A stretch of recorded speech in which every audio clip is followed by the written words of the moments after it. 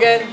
A couple weeks ago we came out with an article about the kings and queens of the beef steak world. Well, today we're here to talk about sustainable steaks. So what are sustainable steaks, or what are we talking about when we talk about sustainable steaks?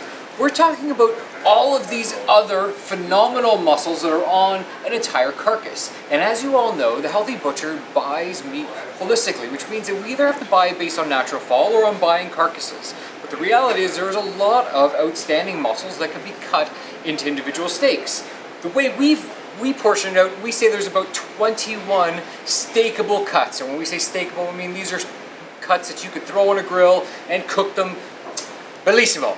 So, we have now narrowed that list of 21 down to what we say are our top 10. Now, rating the top 10 is kind of like rating your children. Okay, which child is better than the other? Let's face it, all of our children are all perfect. So these steaks in their own right are all perfect. We created criteria with which we try to give you a rating system, and that criteria is based on flavor, it's based on tenderness, and it's based on price. And we put all these things together, and we shake them up, and this is what our rating system is on these particular cuts. So come on and join us on our top 10 sustainable cuts. Number 10, we've got what I believe should also be number 1 at the same time. This is our hanger steak. Now, hanger is a very interesting muscle. Unlike the other 9 muscles that we're going to be talking about, this one is technically considered an organ. It's a lot higher in iron and has a very, very distinct flavor. Some people love it, some people hate it. All right, but a lot of people are also eating it just because of that higher iron content. It's kind of like you get the benefits of eating beef liver, but it tastes a lot more like a steak. So this is a really, really magical cut, very tender. Look at it, it's just falling apart.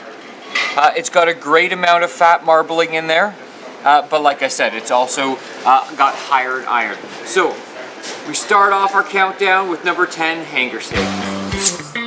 Okay, we are here at number 9. So number 9 sustainable steak is our skirt steak. Now there is an internal and an external skirt. So this would be the external and this would be the internal skirt steak. As you can tell, one of them is a little bit bigger than the other, but they're more or less identical. Skirt steak is part of the diaphragm. So if you remember with number 10, the hanger steak, it's also part of the diaphragm, and the hanger literally hangs off of this skirt. Now these muscles, the grains are running up and down like so, and you can see that really well defined grain. And there's a good amount of marbling that happens within all these particular grains, and then there's a little layer of fat on the exterior.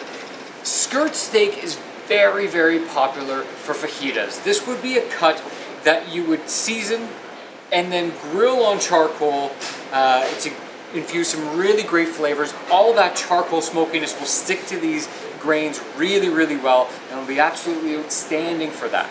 Where this particular muscle becomes difficult is being able to carve it properly.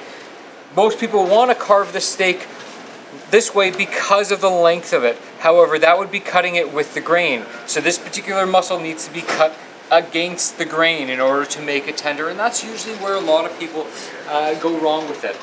But in general, this is an outstanding cut.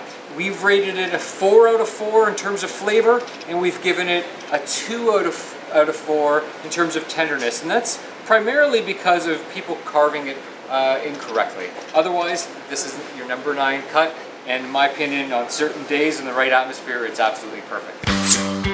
Okay, now we've got numbers 8, 7, and 6. We're doing them all together because these 3 combined is called the top sirloin. And let's face it, the top sirloin is technically one of the kings or queens of the steak world. This is a prime cut. But in North America, especially in Canada, this one, for some reason, doesn't have the same popularity that it does in the rest of the world. So we've broken it down into its 3 main muscles and cut it into 3 different steaks. So number 8, we've got the top sirloin proper, or otherwise known as the top sirloin heart. This is an outstanding steak just like this. We've removed all the pieces of elastin in there, so now it's just a beautiful steak. Number 7, this one is referred to as the top sirloin cap, but in Brazil it's called the picanha. And the picanha has got this wonderful cap, or fat cap. And this is an absolutely glorious muscle. It's a big muscle, and you definitely got to share it with a few people, but it's absolutely stunning. Now this one here has got grains that are running sideways, whereas your top sirloin heart muscle, the grains are running up and down. And so this one, you just have to make sure you carve it the right way. Finally, number 6 is the baseball. And the baseball is this nice fat muscle here. They look almost like tenderloin steaks. They're almost as tender as tenderloin steaks, but not quite.